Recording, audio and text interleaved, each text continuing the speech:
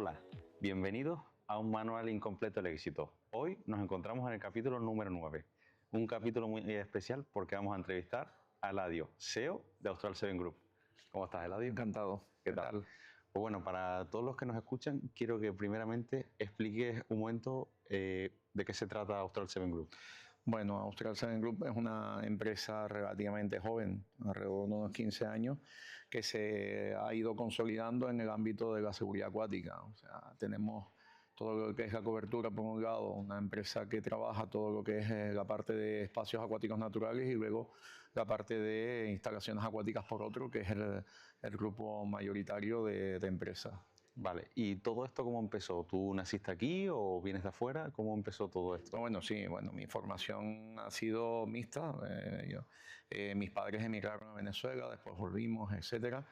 Y hace muchos años, pues yo trabajé para la administración pública y luego pasé a crear mi propia empresa a raíz de contactos, nexos, aprendizaje, etcétera.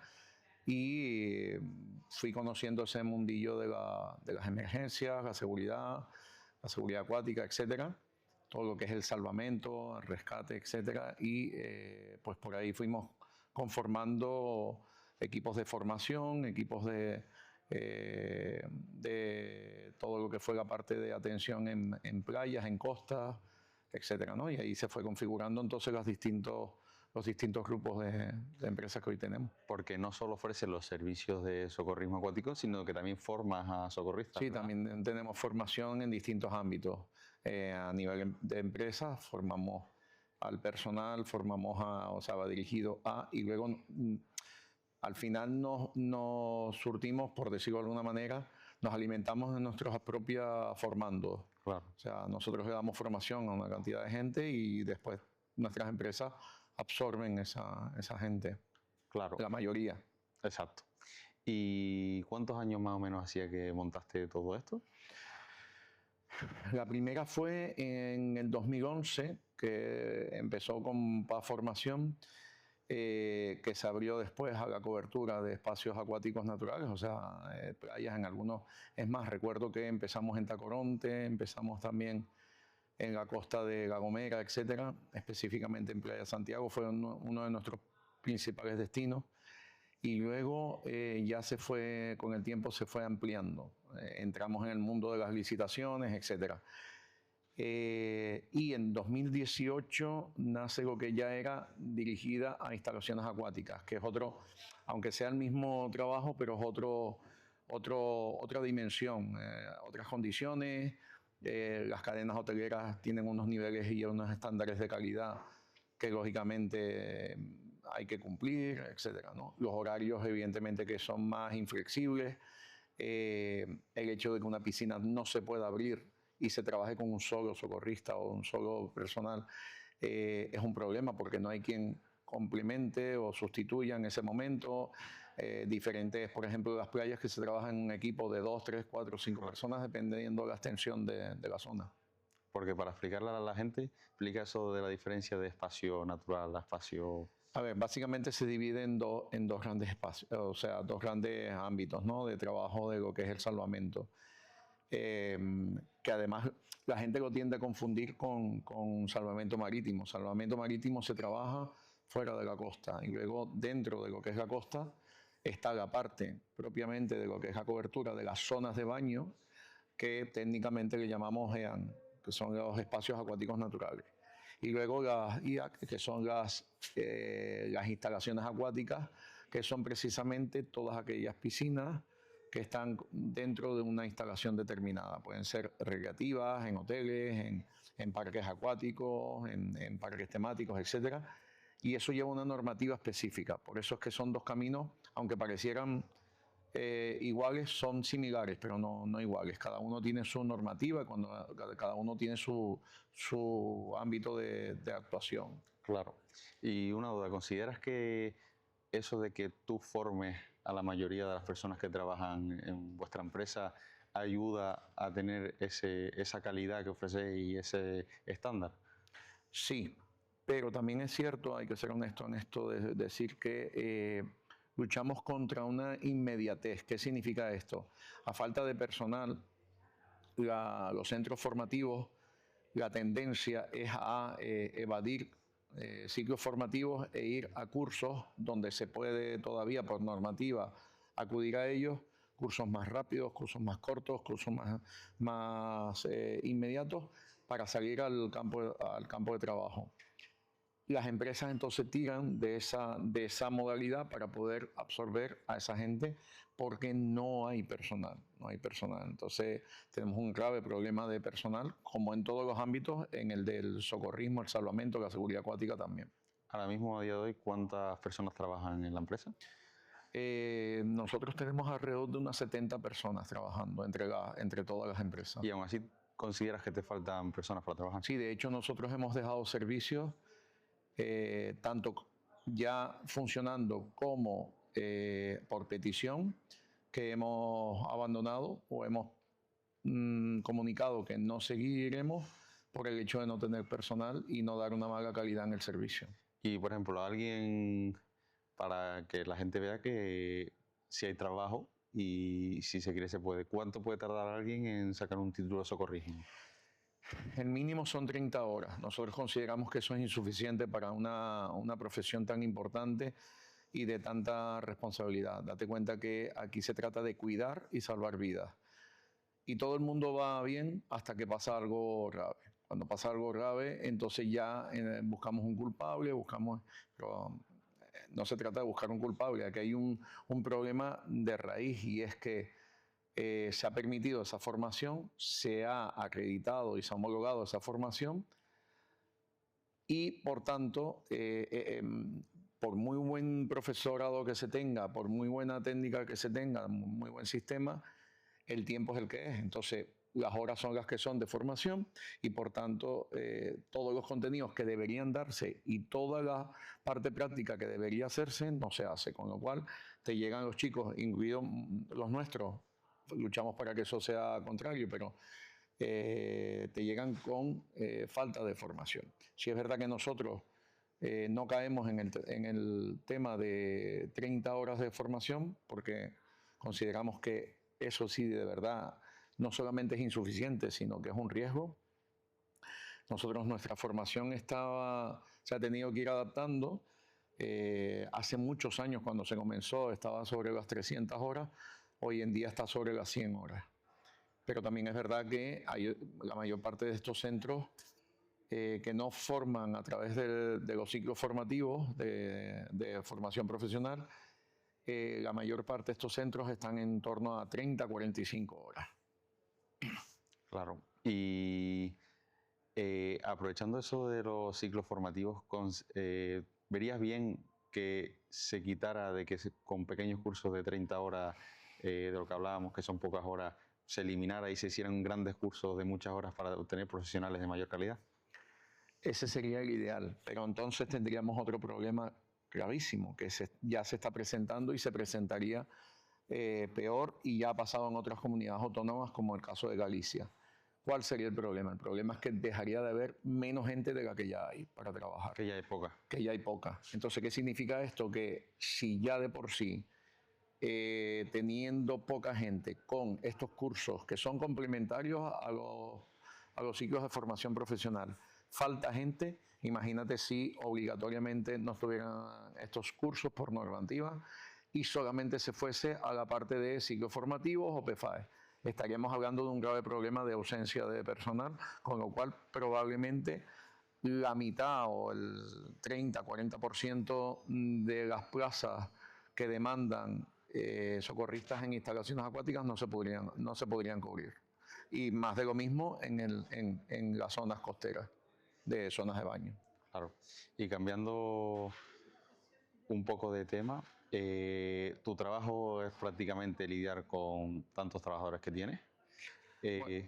Bueno, comenta. Sí, bueno, es que cuando ya dice la palabra trabajador, estamos hablando de lo que antes era una solución, ahora es un problema. El sistema ha ido trayendo un modelo que permite que el trabajador prácticamente domine las aspiraciones del empresario, sobre todo cuando es una pequeña o mediana empresa. Y te explico. Hoy en día, esto no es nuevo, probablemente lo hayan dicho anteriormente, el sistema de bajas que estamos absorbiendo nosotros en gran medida está reventando, está destruyendo la pequeña y mediana empresa.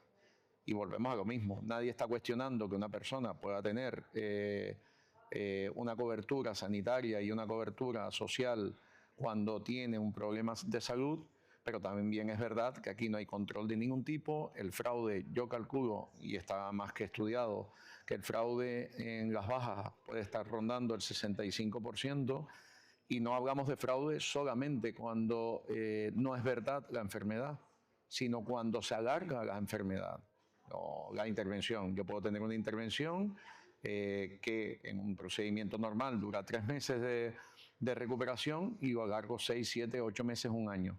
Y eso está sucediendo. Estamos viviendo un momento muy, muy delicado donde, por un lado, se ataca a la empresa como si fuéramos enemigos, donde se olvida que el empresario es un trabajador, a cuenta propia, pero es un trabajador, que probablemente un alto porcentaje de esos trabajadores autónomos o empresarios han sido trabajadores a cuenta ajena anteriormente, han trabajado para alguien y es ahí donde han aprendido la experiencia que hoy en día tienen, como es mi caso, y de alguna manera se les está penalizando a través de este sistema, cuando lo lógico sería que cada quien absorbiese sus roles, y aquí el Estado, el gobierno es quien tiene que hacerlo.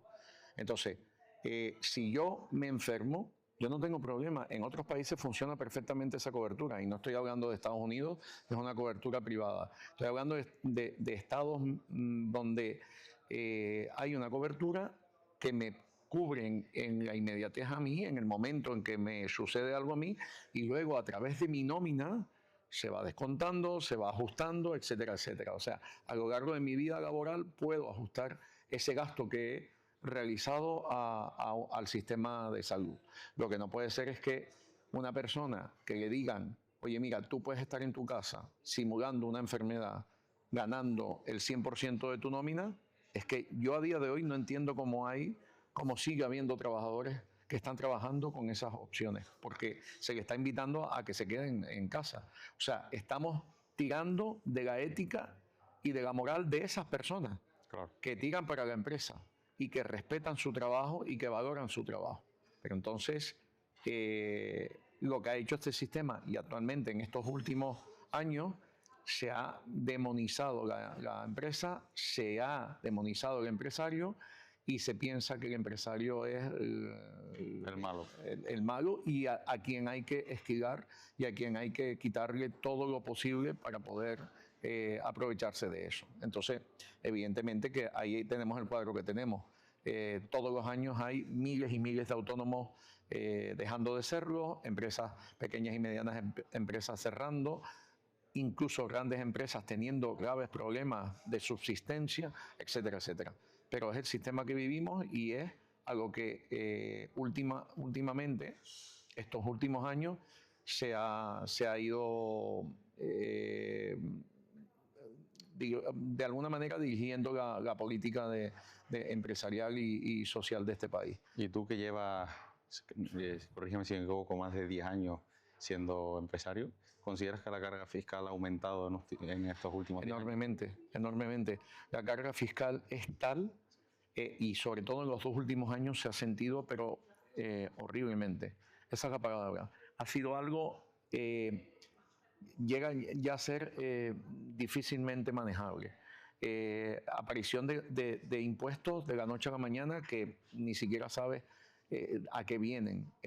Adelantamiento de impuestos en función de una supuesta proyección de lo que tú vas a ganar el próximo año. Eso no se ha visto nunca. Pues ya tenemos que pagar impuestos previos que después, si te sobra, te devuelven. O sea, se está trabajando con el dinero con el que se supone que tú tienes que trabajar para hacer subsistir la empresa. Wow. Y ahora te lo está confiscando de manera obligatoria, el Estado. Y esas son las últimas políticas que se han establecido para los empresarios en España. Claro. Con lo cual estamos probablemente, si el sistema no cambia inmediatamente, y estas palabras no hace falta ser muy docto en la materia, si el sistema no cambia, probablemente vamos o estamos abocados a la destrucción masiva de empresas que son las que constituyen el sistema de trabajo y de empleo en el país. Y estamos abocados a ese fracaso. Y ya se va viendo que un montón de pequeños comercios, de pequeños autónomos o medianas empresas de 30, 40 de trabajo cerrando en todas Todos los días tú te das cuenta, por ejemplo, pasas por una calle, por un pueblo, etcétera, ves una tienda de ropa, ves una tienda, una panadería, ves un restaurante, etcétera. Siempre, si te fijas, a lo largo de 2 o 3 meses te ves como una tienda cierra, otra cartel de traspasa, otra se alquila, donde había antes un local funcionando. Es que es la dinámica. Empresas, pequeños locales que te duran 1 año, 3 meses, 6 meses, porque se dan cuenta, la gente quiere emprender, tiene la ilusión de la poca que queda. Porque acuérdate que hay un gran porcentaje de personas en este país que piensan en funcionarios, pero es que es la única vía para vivir de alguna manera con tranquilidad, no por la duración, que también, sino porque cada vez hay más exigencia del sistema también para que los funcionarios se les tenga, y que todos estamos de acuerdo en que se les tenga adecuadamente, pero claro, es una presión a través de los sindicatos, a través de toda esta maraña de gente que vive de eso, y son los funcionarios los que de alguna manera pueden subsistir de mejor manera a la economía del día a día, la economía no la macroeconomía, la economía de la vivienda, la economía de la comida, la economía de la cesta básica, la economía de la electricidad, la economía de todo lo que el día a día nos trae a todos, al empresario, al empleado, a todos. Y ahora mismo, si un empleado tuyo te quisiera hundir la empresa, ¿lo podría hacer? Lo podría hacer. De hecho, tuvimos una experiencia hace 2 años en la que una empleada estuvo a punto de hacernos cerrar la empresa a través de una supuesta interés en mejorar las condiciones de sus compañeros, a tal punto que empeoró esas condiciones porque nosotros teníamos una serie de condiciones y ella, en base a la legalidad, estableció elementos que les perjudicaban a los chicos y que nosotros habíamos negociado con ellos sin ningún tipo de necesidad de sindicato. Se había negociado con ellos para tenerles a gusto. Porque date cuenta de una cosa, es verdad que hay malos emprendedores, malos empresarios, pero un buen empresario sabe perfectamente que un buen trabajador es un tesoro. Y no ahora, siempre, porque es el que reproduce y hace ganar a la empresa el margen que está esperando el empresario. El que no lo piense así como empresario no es empresario. Será alguien que contrata personas, pero no es un empresario como tal, como definición. Y ese es el problema. Esta persona casi nos lleva a la ruina. ¿Por qué? Porque se valió de todos los elementos que ofrece el sistema para poder presionar y engañar y manipular todo lo que tenía, tanto dentro como fuera. A tal punto de que no teníamos herramientas jurídicas para podernos defender. Y de hecho así fue. ¿Y consideras que un sindicato es un apoyo para los trabajadores o todo lo contrario? Tal como está constituido hoy en día, no. Es un negocio. Los sindicatos hoy en día son un negocio de extorsión. A nosotros hay sindicatos que nos han extorsionado. Lógicamente, no tenemos prueba para ello, pero en la calle, cuando sales de un arreglo o de una negociación y a ellos no les conviene esa negociación, nos ha pasado, y me ha pasado a mí personalmente, a acercarse una persona a decir que hay cosas que a ellos no les convencen en nuestra empresa y que es mejor que nos sentemos a negociar porque de lo contrario lo podemos pasar mal. Palabras textuales.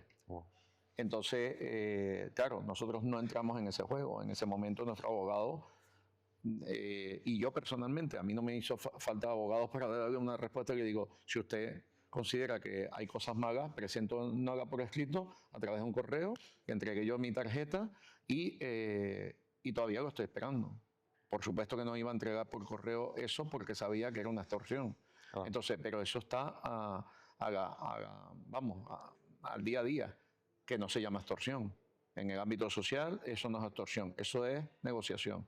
Una negociación yo entiendo cuando nos sentamos para ver qué podemos hacer, pero no decir, si tú no haces esto, yo te hago esto. Claro. Eso es una extorsión como definición aquí y en cualquier parte del mundo. Pero lamentablemente el sistema, una vez más, que se ha creado, permite eso. Y más ahora actualmente porque hay una línea política, hay una ideología que quiere estatizar y destruir la empresa privada. O sea, está en su mente, en su idea, en su ideal. Lo que pasa es que hay gente que lo ve como algo positivo. Pero bueno, si algo positivo es esa línea, como la tuvo Venezuela, como la ha tenido ahora Nicaragua, como la ha tenido países que no tienen que ser necesariamente dictadura, pues bueno, yo creo que aquí es muy fácil. Tenemos que ir a un sistema en donde todos seamos ricos, no todos seamos pobres. Entonces yo no puedo apoyar un sistema en el que se promueve que todos seamos pobres. Y la idea es que todos seamos ricos, que todos seamos autónomos, que todos decidamos cuándo irnos de vacaciones. Pero lo que no puede ser es que tú pretendas, para manipular votos, tener una masa mayoritaria de empleabilidad para que tú manipules eso a tu gusto, no para que viva mejor, porque no están viviendo mejor. ¿Quién vive hoy bien con una casa de alquiler? ¿Quién vive hoy bien con una cesta de la compra imposible de asumir? Con unos sueldos como se han subido y sin embargo no da para responder a eso. Entonces no se trata de subir sueldos, que también, pero no se trata de eso. ¿De qué me sirve a mí que me subas de golpe 600 euros? Y los sueldos tienen que subir de manera constante y progresiva, no de golpe después de 5 años, porque lo que vas a crear es de alguna manera, un salto Descompensa el mercado. Que lo que va a producir es una inflación o una hiperinflación, porque tú no puedes hacer esos cambios de esa manera, porque lógicamente eso se va a trasladar a la producción, al comercio, a la transformación de ese producto o de ese servicio al consumidor. Es que eso es matemática pura. No se trata aquí de pensar que aquí puede haber una opinión, no, es matemática. Y siempre ha funcionado así. En todos los gobiernos del mundo siempre ha funcionado así. La inflación viene impulsada por elementos externos y por un elemento fundamental, que es la subida salarial, que se tiene que hacer progresivamente. Todos queremos, incluso cuando tú tienes contentos a tus trabajadores porque les estimulas, y no solamente es el tema de salario, son las condiciones también. Claro. Nosotros tenemos gente que le han ofrecido mejores condiciones de salario y no se han ido porque tienen mejores condiciones de trabajo. Con lo cual, y es una tendencia que ahora se valora, prefieren a lo mejor estar con nosotros porque trabajan y tienen sus 2 días libres semanales y se les ubica de acuerdo a sus necesidades, que a lo mejor tener un poco más de salario, pero tener menos beneficios y menos posibilidades de elección en algunos de esos beneficios. Entonces ahí vemos que eres el primero que se preocupa en que tus empleados estén contentos con las condiciones que les ofreces. En nuestra empresa, desde siempre, o sea, es que, vuelvo a repetírtelo, si yo no pensara que un buen trabajador es lo más positivo que pueda tener una empresa, yo creo que estaría en el camino equivocado. O sea, yo no he entendido absolutamente nada de quién es el que me lleva la empresa hacia adelante. Yo soy uno. Y de ese uno hay 60, por decirte un número redondo, hay 69 personas más. ¿Quién lleva la empresa? Yo, no. Yo soy el capitán, de alguna manera de decir. Pero las 69 personas que llevan la empresa, en la parte administrativa, en la parte de la base, ¿quiénes son? Ellos. Y ellos son a los que hay que tener contentos en la medida de lo posible. Es verdad que hay una competencia feroz y yo siempre se lo digo, chicos, ¿qué más quisiera yo poderles subir un poco más el salario y darles más estímulos, más bonificaciones, más premios? Ahora estamos adquiriendo un sistema de premios por imagen, asistencia, puntualidad, etcétera, para que ellos se motiven. Y que premies a los buenos trabajadores. Exactamente. Nosotros ahora vamos a premiar a los buenos trabajadores que cumplen en todos esos, por una tabla de puntos que hemos desarrollado durante 2 años.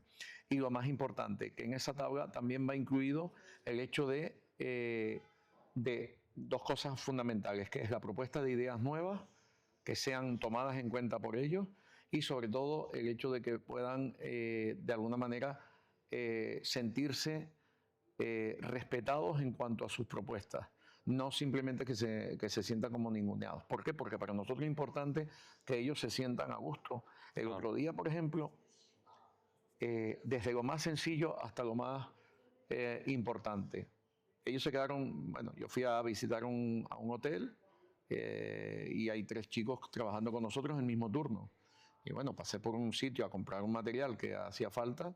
Normalmente yo no lo hago, hay una persona para eso, pero bueno, a mí no me importa ir por algunos hoteles. Cuando voy a alguna reunión, me gusta pasar de alguna manera para ver a los chicos cómo están trabajando. Están trabajando los 3 excelentemente, porque además es un equipo que trabaja muy bien, porque tiene un chico que se le ascendió de senior. Tenemos un sistema que funciona por hoteles.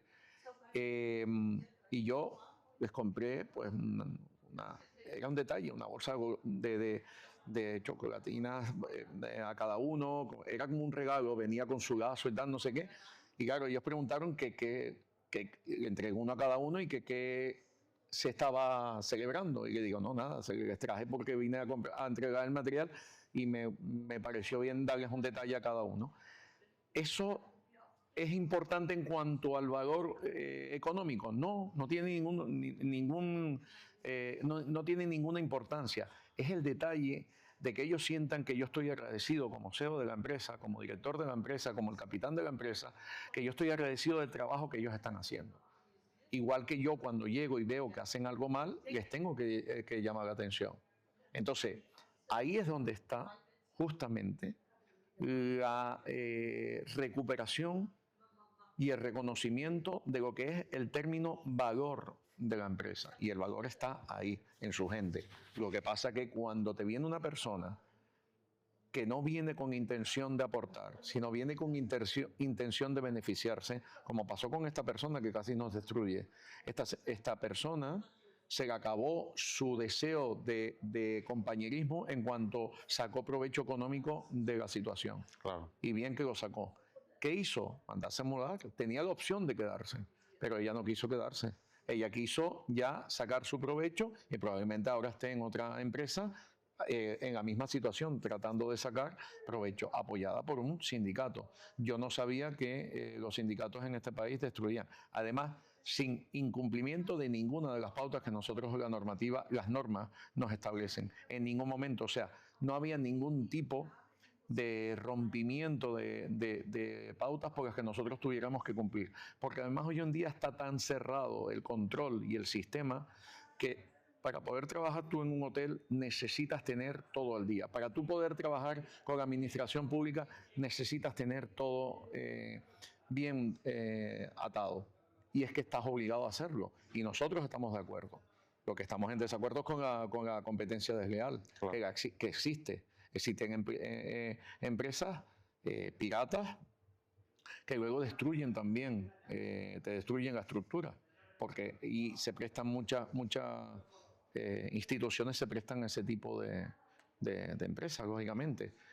Cada vez menos, pero las hay todavía. Entonces, cerrando tu pregunta, yo estoy convencido que un trabajador que valga, que esté ahí a pie del cañón, nosotros tenemos trabajadores que a veces se sienten mal, incluso le hemos tenido que decir, mira, vete para tu casa, buscamos una sustitución inmediata porque tú no puedes estar así. O sea, hacen un esfuerzo por cumplir y esa gente es la que vale. Y otro elemento que hemos incorporado a la tabla de valoración son las reseñas de los hoteles en función de su trabajo.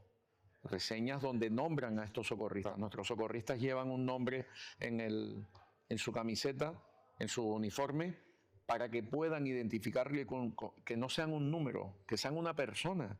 Y los huéspedes de un hotel valoren lo que está haciendo esa persona para su bienestar y para el del hotel. y para el de todo el equipo que está ahí en ese entorno. Entonces, para nosotros es fundamental lo que hacen y el trabajo que hacen, que desarrollan, que es el día a día, es la parte preventiva, es la parte de cuidado, no la parte de salvar a alguien, que eso evidentemente es una función, pero la gente piensa que el socorrista está solo para salvar a una persona ante una situación grave, no, está cuando cura una pequeña herida, cuando tiene un niño que se está a lo mejor cayendo porque la madre se descuidó. Para prevenir. Y lógicamente para prevenir, que es una de las funciones y de las tareas fundamentales del socorrista o del tema. Para explicarle a la gente toda esta carga fiscal un poco, un socorrista base, vamos a poner que cobra 1.200, o sea, ¿cuánto tú tienes que sacar de tu bolsillo para que a esa persona le llegue 1.200? Para que la gente entienda, no es que no quieres subirme a 1.500, no es que no quieras, es que no puedes, porque si no, ¿cuánto estimas tú que si a mí me pagas 1.200 por trabajar a 40 horas contigo, cuánto te tienes que pagar entre prevención de riesgo, impuestos, material, todo, para que a mí me lleguen esos 1.200? Sí, actualmente un empleado, perdón, un empresario que tenga un trabajador, como es el caso nuestro, sobre la base de 1.300 y tantos euros, antes estaba sobre un 60% de más que tenía que pagar. Ahora subido estará en torno a un 85%. Wow. Un trabajador que tengas por 1.300 euros, redondeando, te estará costando hoy en día unos 2.100 euros, incluyendo la prevención, incluyendo toda esa base. Es decir, que no es que tú no quieras pagar más, es que no te da. Es que lo lógico sería que de esos 2.100, probablemente el 80% fuera para el trabajador. Y no como ahora que el 80% de ese total se va en impuestos que paga una parte el trabajador, que no se le quitan, sino que ya se le dan absorbidos, o sea, se le tiene como un niño inmaduro que hay que retenerle su dinero, porque su dinero, lo que gana un trabajador en bruto es su dinero, y ese es el impuesto que se le retiene, es un impuesto que él tiene que pagar directamente, que lo ha pagado la empresa a él, pero que el Estado le quita de manera obligatoria, pero que es su dinero. Un trabajador no gana, por ejemplo, si el bruto de él es 1.450, ese es su sueldo, no 1.300, que es lo que le llega a su bolsillo. Es 1.450, por decir una cantidad. ¿Y qué es lo que pasa? Y esto es una discusión que está en las mesas de... siempre se ha dicho, ¿y por qué no se le da al trabajador la capacidad para que cobre el bruto y él sepa cuánto le tiene que dar al Estado? Pero no conviene, ahí se van votos. Entonces, lógicamente, es una forma política de no entrar al trapo de la posibilidad de que un trabajador sepa la cantidad de impuestos que tiene que... Porque un ejemplo sencillo, es como si yo te doy a ti 7 caramelos, tú vas a estar contento con tus 7 caramelos, pero si yo te doy 15 caramelos Sí. y te quito 8 caramelos, vas a decir, ¿y por qué me quitas 8 caramelos? Exactamente. Y ahora peor porque cuando tú, por ejemplo, un trabajador te hace 2-3 horas de más en el mes o te hacen horas extras, es penalizado ahora. De tal manera que hemos tenido casos en los que sin trabajar horas extras han ganado una cantidad, por decirte 1.300 euros, y trabajando a lo mejor dándosele una bonificación de 50 euros, ganar 1.290, por ejemplo. Porque la base de cálculo se hace sobre la totalidad de la nómina, no sobre el... O sea, no te quitan de los 50 euros de bonificación, no te quitan una parte proporcional de esos 50, sino de la totalidad. Y como ya está por encima del límite, que ellos entienden que es la base, o sea, el salario base, automáticamente penaliza eso al trabajador.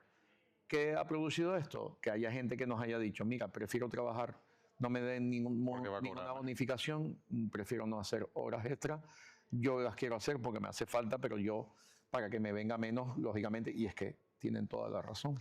Y ahora quiero saber tu opinión sobre la cuota autónoma, porque como bien sabes hay una tabla según lo que facture y creo que el mínimo es, si quitando los primeros años que puedes reducir la 80 o la autónomo por tramo, si tú partes de que estás facturando, el mínimo creo que son 300 y algo. Es decir, una persona que facture 600 tiene que pagar 300, quitando luego IRPF y todo lo demás. O sea, es una salvajada. ¿Qué opinas? Bueno, aparte de decirte que es un robo, que probablemente te lo dirá el 100% de los autónomos, o sea, ninguno estamos en contra nuevamente de decir que tenemos que aportar a la seguridad social, al sistema sanitario de este país, pero lo que no puede ser es que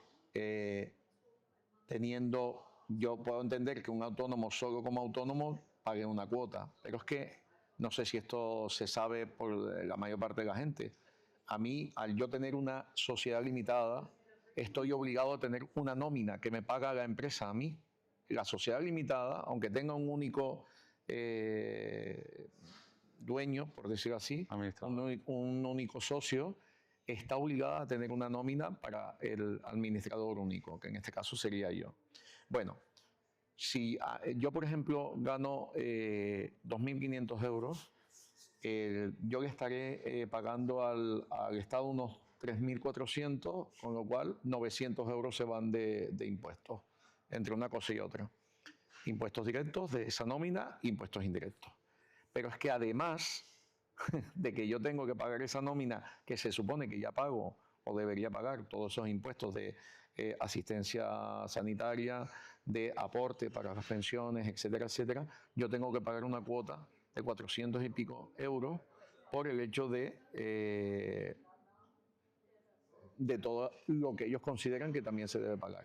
O sea que al final te lo ponen con otro nombre, pero estás pagando dos cosas que son lo mismo. Claro. Estás pagando, se supone que si para un trabajador está pagando en su salario bruto, paga ese margen para todo lo que es seguridad, pensiones, etcétera, porque lo mío en mi nómina no es lo mismo. No, necesita ponerse otro nombre, porque yo lo entiendo así, para que después entonces la cuota de autónomo se pague como algo aparte cuando viene siendo lo mismo. Lo único que lo estoy pagando 3 veces. Porque lamentablemente se me penaliza. Es una aberración. La cuota de autónomo es una aberración. No estamos hablando de 50 euros, estamos hablando de que por cuotas de autónomos ha cerrado mucha gente a día de hoy, porque es impagable para muchos autónomos. Y como bien tú decías, hay meses en los que un autónomo a lo mejor tiene una ganancia de 600 euros, pero todavía le queda pagar esa cuota de autónomo, con lo cual no le queda absolutamente. Se suele decir que un autónomo trabaja los primeros 5 o 6 meses para Exactamente, exactamente. El otro día y así, cantidad de situaciones en las que lógicamente, lo que decíamos al principio, al final termina en una dinámica de ahorcar y ahogar a los pequeños y medianos empresarios. Porque al final recordemos que todo esto repercute a la pequeña y mediana empresa. Porque las grandes empresas siempre tienen mecanismos para... Van desarrollando mecanismos, es verdad que a mayor estructura, más complicado, y también es verdad que, como quien dice, bueno, mientras más subes, más alta es la caída y más duro es el golpe. Pero también es verdad que van, como tú bien dices, van desarrollando mecanismos porque es que si no, no les queda de otra, que elevan los costes de una manera brutal. Pero es lo que hay, no tienen otra forma de subsistencia. El problema es que el pequeño y mediano empresario no ha tenido el tiempo ni la capacidad para poder llegar a defenderse de esa estructura. No tiene la estructura económica para poder dar respuesta a todo eso. Y en vuestro caso, que trabajáis de primera mano con los grupos de emergencia de las Islas Canarias, ¿consideras que toda esa cantidad de impuestos que en tu caso tu empresa paga, que son muchísimos, con todos tus trabajadores que tienes, están todos repercutidos en todos los servicios que necesita la población o de la cantidad que tú pagas a la que en realidad llega a la población? Bueno, yo creo que la respuesta a esa pregunta es muy sencilla. ¿Cuánto tarda una persona en recibir una atención de un médico especialista? Estamos hablando de una media de un año. De un año, 18 meses. Ahora mismo uno pide, por ejemplo, que le atienda un traumatólogo por la sanidad pública y puedes estar un año, año y medio antes de que se te atienda.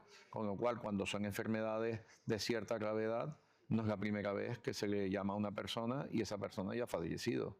Es dantesco esto.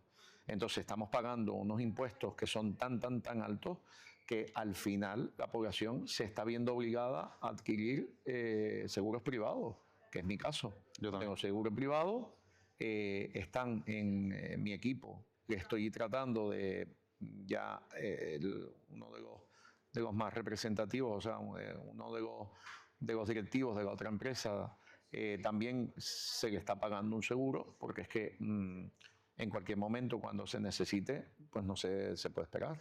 Entonces, se ve cómo a la gente, porque esa es otra, cuando le toca al gobierno arreglar condiciones laborales a sus trabajadores, que son los médicos, los enfermeros, toda la estructura sanitaria pública, ahí sí que ven para otro lado. O sea, al empresario sí le exigen unas condiciones que no, porque el empresario es malo. El gobierno no, el gobierno es muy bueno cuando tienen a los médicos a 24 horas turno que llevan años y años y años pidiendo que se les cambie ese sistema, que es aberrante también. Tener una persona, un profesional 24 horas que no precisamente está durmiendo durante esas 24 horas. Entonces, son cosas aquí que se aplican para cierta parte, pero luego cuando toca a quien le corresponde, ahí no. Entonces, ahí es donde vemos la calidad política que tenemos.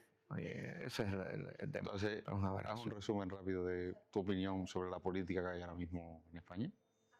La política, bueno, si seguimos así, pues sencillamente, bueno, evidentemente que hay que hacer un paréntesis, ¿no? Estamos viviendo unos años de una política comunista. O sea, no me queda nada, estoy convencido además, o sea, todas las directrices, y no se ha ido más radicalmente porque estamos en un entorno europeo.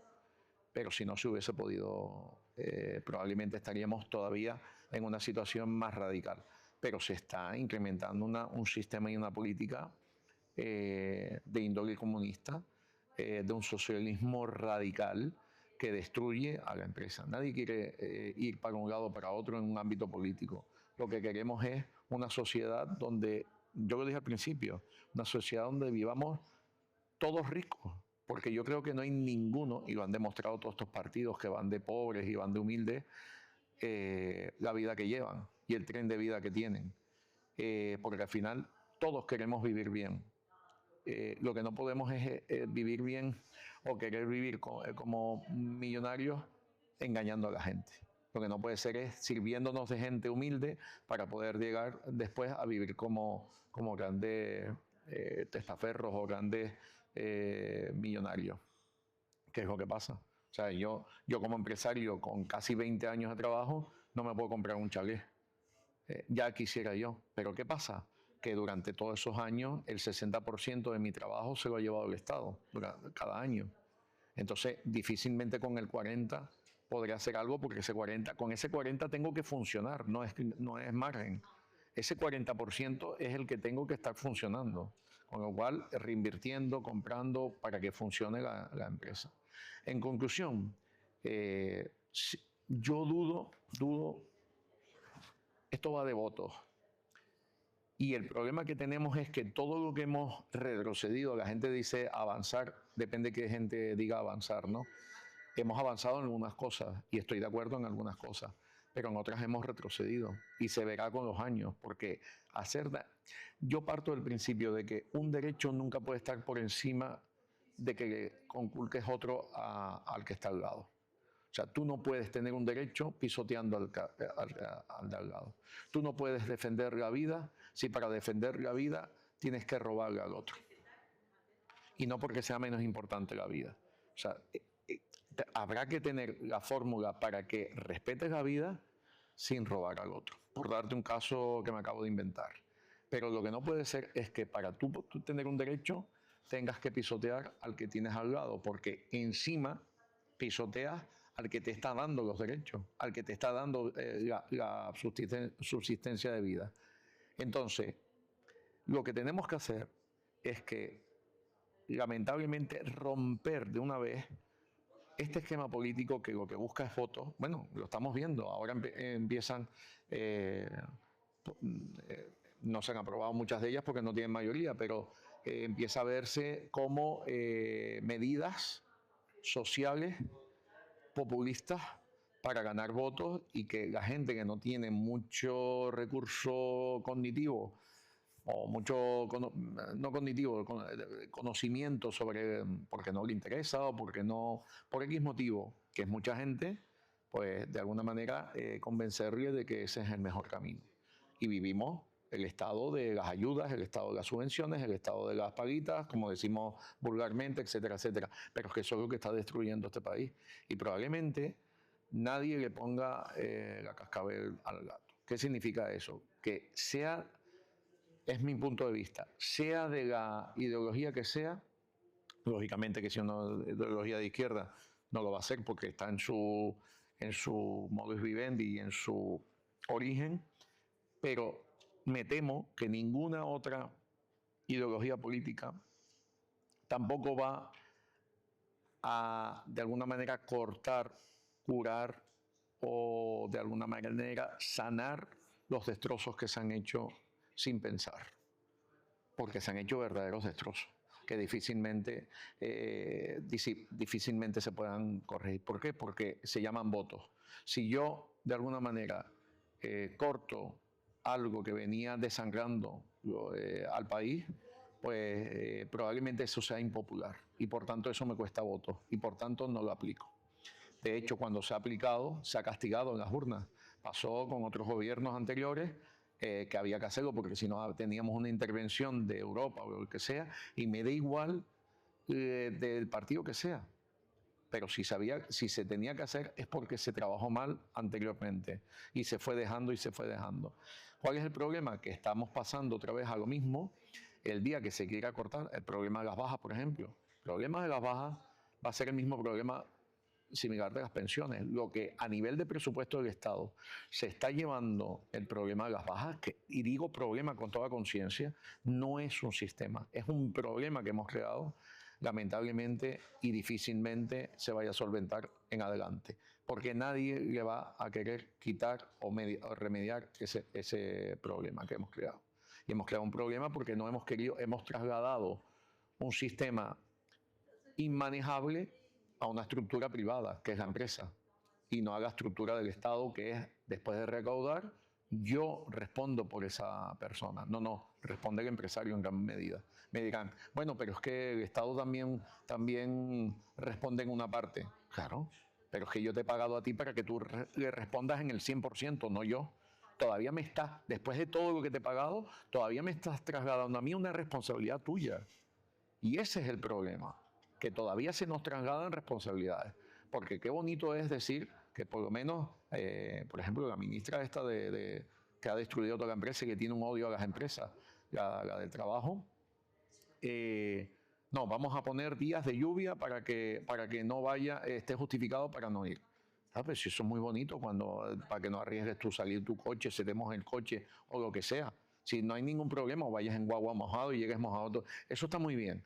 Pero ¿por qué tengo que pagar yo ese dinero? Págalo tú, que para eso pago impuestos, y entonces esa persona se queda en su casa. Ya tengo bastante problema como para poder yo solventar y mantener mi empresa, porque ese día no me va a trabajar esa persona o ese grupo de personas.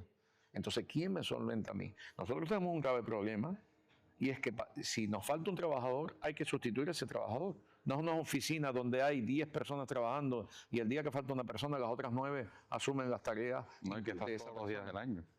Y esto 365, 7, 24, 24/7.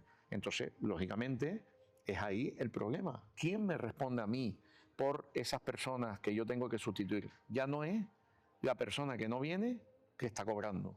Es la persona que yo tengo que contratar. Pero también ahí hay un jueguito. Y es que este sistema está tratando de emplear de manera ficticia personas para que, teniendo gente de baja, teniendo gente de alguna manera en sus casas, yo tenga que emplear más y tenga que contratar más. Y eso nos conviene a nivel de datos. Aquí, como dice, ¿no? Normalmente. Entonces, los datos van a subsistir. ¿Para qué? Para buscar votos también. Al final se concentra todo en ¿qué? En el voto. Y se manipula todo en función del voto. Y lo veremos ahora, en este año y medio que queda de legislatura, lo veremos todavía más, mucho más. Se darán muchas cosas a las personas de a pie, que mal llamadas de a pie, que son empleados, que no son empresarios probablemente, a costa de que de autónomos, de empresarios. Que yo sepa, en toda la historia que llevamos de democracia, nunca había habido manifestación de empresarios y de autónomos. y está habiendo manifestaciones de autónomos porque están ya que no aguantamos más, o sea, lo que nunca.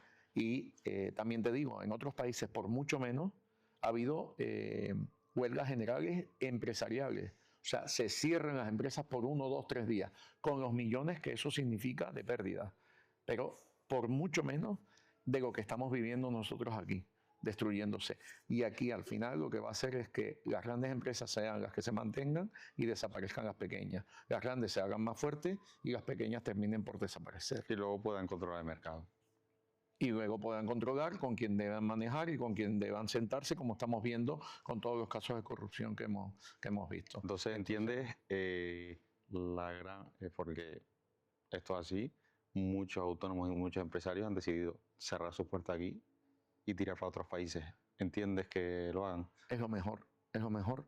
Yo te digo, yo tuviera ahora 30 años, con la experiencia de 10 años de trabajo, etcétera, que realmente es difícil con 20 años, que hoy en día las redes lo que potencian también es que mucha gente joven emprenda antes de lo que anteriormente hace muchos años se emprendía. Si a mí un joven viene ahora de 30 años y me dice, ¿tú qué opinas? ¿Emprendo aquí en España o emprendo a mí mismo? Recomiéndame, ¿qué hago? Exactamente. Yo tengo 20. ¿Me quedo aquí o me...? No, sin pensarlo diría que fuera.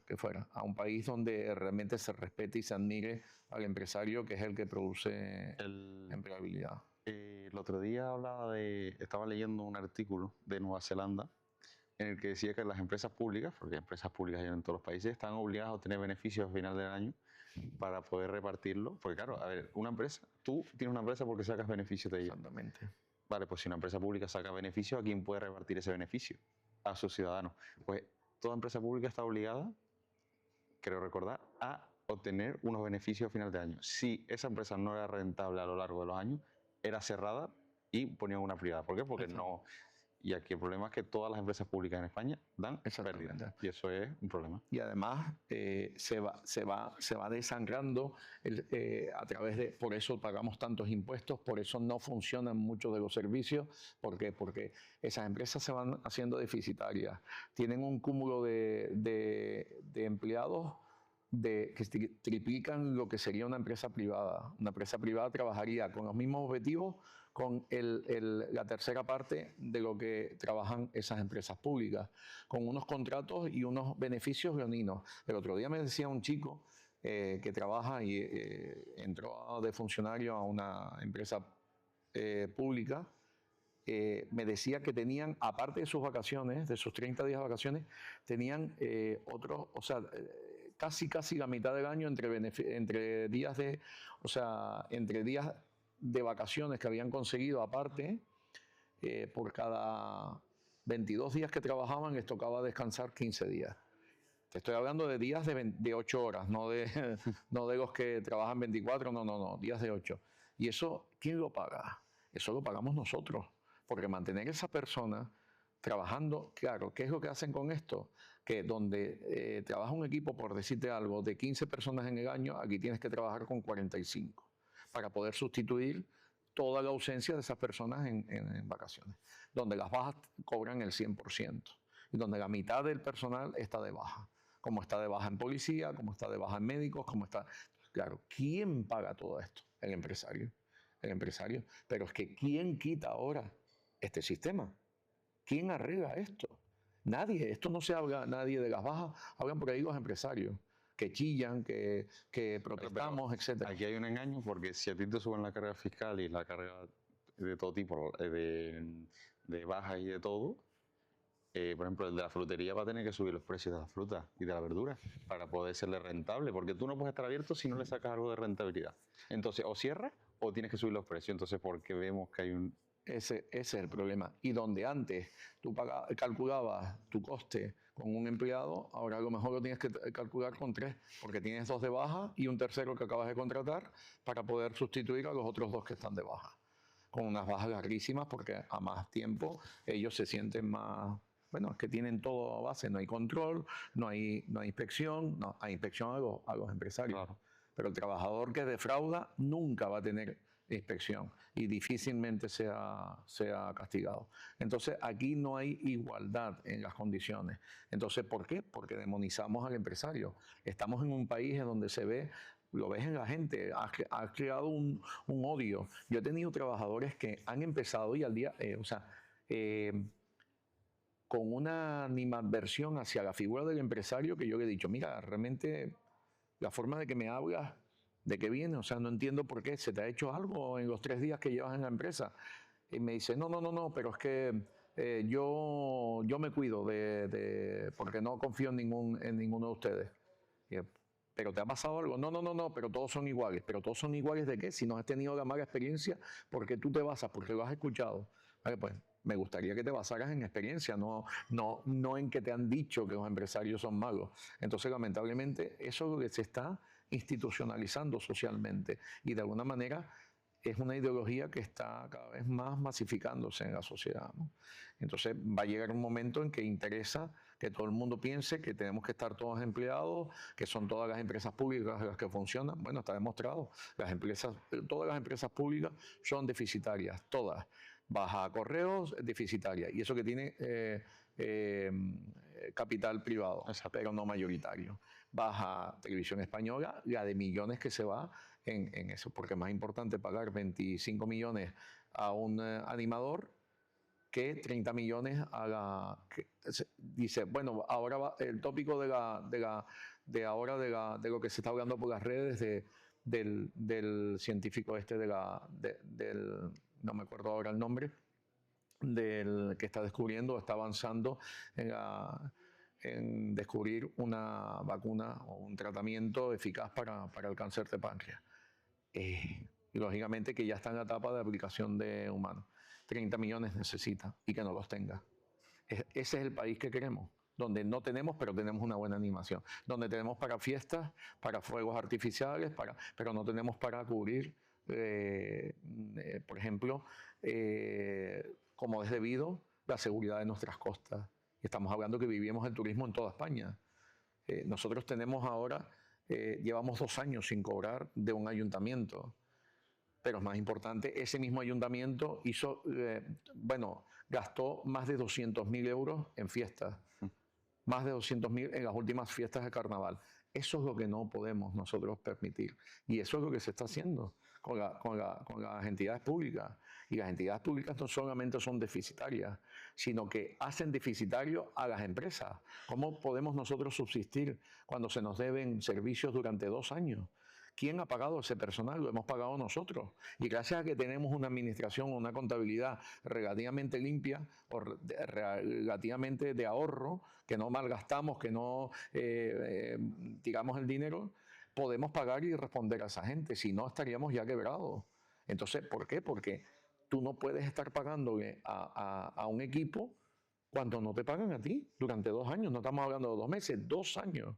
Entonces, esto es lo que está pasando. Y tú bien has dicho, las empresas públicas en España se hizo un esfuerzo cuando el gobierno anterior, cuando el tema de la intervención europea, pero luego ya quedó en nada. Eso quedó en nada. Como ha quedado en nada el hecho de cobrar, de no pasar de 30 días el cobro de la factura. Eso no es real. Y para ir finalizando, como bien sabes, nuestro podcast se llama Manual Incompleto del Éxito, porque consideramos que no hay unos pasos a seguir para el éxito. Para ti, ¿qué es el éxito ahora mismo? Pues yo considero, a ver, en general, yo considero que lo que estamos ahora, a mí me gustaría pensar que lo más importante para poder salvar un país y hacer un país productivo, como vemos y hablamos, bueno, ahora se van a Australia los chicos jóvenes, profesionales jóvenes, pero ¿por qué se van? Porque son países que promocionan la figura del trabajador y del empresario por igual. Se valoran ambos por igual, ¿no? Entonces, yo creo que lo que va a dar, y no estoy diciendo nada nuevo, esto ya se sabe, me da igual que le llamen liberalismo, me da igual que le llamen el sistema que quieran. Insisto, la frase es en que todos tenemos que ser ricos Todos tenemos que trabajar para ser ricos. El empleado, mira, yo creo que, por ejemplo, tú imagínate que un trabajador que se haga autónomo, un cocinero, por ejemplo, y luche por ser el mejor cocinero. Tú imagínate ese cocinero peleado por 3 hoteles donde le van a pagar por 3 noches en uno, por 3... Esto es real, ¿eh? Entonces te puedo decir que en Galicia yo conocí un cocinero que además es de un familiar mío lejano. Bueno, podía estar sobre los 10.000 euros al mes. Te estoy hablando hace años. Y era autónomo. Y trabajaba en 3 o 4. Trabajaba como decimos vulgarmente, como un animal. Y era tan cotizado que trabajaba en un hotel de 4 estrellas lujo. Trabajaba en formación. Trabajaba luego en un restaurante donde era director gastronómico de todo ese restaurante. Bueno, ¿por qué? Porque se cotizaba, porque trabajó, porque realmente él quería poner todo su aprendizaje, todos sus conocimientos, toda su inteligencia a su profesión que la amaba y que la ama. Yo creo que ahí es donde está el valor del trabajador, sea el nombre que sea autónomo, sea trabajador. A mí es que me da igual, pero que valore su trabajo. El problema es que estamos teniendo ahora, estamos creando una generación que conviene a la clase política de trabajadores que no quieren trabajar porque se les está enseñando a cobrar sin trabajar. Si tú tienes una ayuda, el nombre que le puedas poner, creas distintas ayudas, sin exigencia ni condición. Porque el salario mínimo, el ingreso mínimo vital, no se le ponen unas condiciones. Mira, usted no tiene ninguna discapacidad, pero lo que no ha tenido es para conseguir un trabajo, ¿vale? No se preocupe. Usted trabaja en el ayuntamiento más cercano de su vivienda y el 80% lo paga el Estado y el 20% lo paga el ayuntamiento. Pero usted va a trabajar. Usted va a trabajar en la mañana para que pueda atender a su familia en la tarde, pero va a trabajar a cambio del ingreso mínimo vital. Y por un tiempo máximo, que después usted durante ese tiempo tendrá y aprenderá una profesión probablemente, o pulirá esa profesión y aprenderá para poder salir al mercado laboral nuevamente. Pero eso no interesa, porque el día que esa persona se haga independiente, que se haga autónoma, va a pensar por sí misma. Claro. Y su voto va a hacer diferencia y no va a depender de ninguna ayuda ni de ninguna condición externa, sino de su propio movimiento, de su propia capacidad, de sus propias aptitudes con P y de sus propias actitudes con C, que es lo que vale. Y hay una pregunta que siempre hago a los invitados. Ahora mismo, en este punto de tu vida que estás, ¿eres feliz? Bueno, yo parto del principio que la felicidad no es un estado. La felicidad son momentos, son instantes que construyen el todo de una persona. Entonces, ese todo es el resultado de esos momentos de felicidad. Pero yo tengo claro una cosa. Una persona no se construye con solo felicidad. Eso es un libro de fábulas y además, menos mal que no. Porque lo que más construye una persona, un ser humano, son los fracasos, no la felicidad. ¿Por qué? Porque es lo que nos enseña a ser cautelosos. Y en la vida, yo siempre digo que todo es equilibrio. Por muy bueno que sea algo, por muy bueno que sea comer, por muy bueno que sea tener sexo, por muy bueno que sea, si lo haces en demasía, llega un momento en que te va a aborrecer. Pues entonces eso demuestra que lo importante es el equilibrio. Y en el equilibrio está toda esa suma de felicidad, de fracasos, de frustraciones, de arrepentimientos, de aprendizaje, de volver a empezar, de volver a levantarme, etcétera, etcétera. Por tanto, yo considero que tengo bastantes momentos de felicidad, pero hay gente que trabaja para que se conviertan en fracasos muchas veces. Lo que pasa es que uno, no sé si por mi familia, por mis padres, sobre todo mi madre, que era una persona bastante fuerte y dura, han hecho que uno piense y resista, ¿no? El manual de resistencia. Yo creo que eso es lo que nos hace. Yo difícilmente, bueno, yo he visto gente a mi alrededor que no ha soportado y, bueno, el otro día me daba pena porque veía en un bar a un chico, bueno, de mi edad más o menos, que ha tenido restaurantes, bares, los tuvo durante muchos años, era un tío súper exitoso y tuvo bares con ese hombre pudo haber hecho muchísimo, pudo haber tenido mucho éxito y lo tuvo. Lo vi atendiendo en un bar de noche, en turno de noche, cambiando, etcétera. Y la palabra de él fue, soy lo más feliz del mundo ahora. O sea, me he quitado todo el peso de encima. Todos los problemas que yo tenía de mis trabajadores, ya no los tengo y soy el tío más feliz del mundo. O sea, es triste que en un país, o sea, para cualquier persona escuchar decía, bueno, mira, no. O sea, analiza esto. O sea, esa persona está totalmente frustrada y fracasada. Y eso se lo va a llevar a la tumba.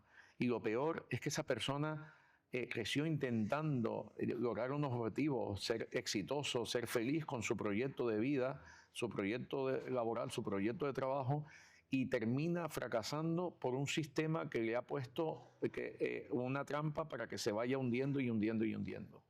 Entonces, eso es lo que está pasando. Y hay momentos en los que, así como me has preguntado si soy feliz y he tenido mis instantes de felicidad, te puedo decir que he tenido momentos muy difíciles de tirar la toalla y de al día siguiente decirme, ¿sigo o no sigo? Y lo peor, que no por temas internos, sino por temas externos, por fuerzas externas. Y cuando hay fuerzas externas que te llegan, tú no las controlas, con lo cual difícilmente puedas venir, saber por dónde y cuándo vienen.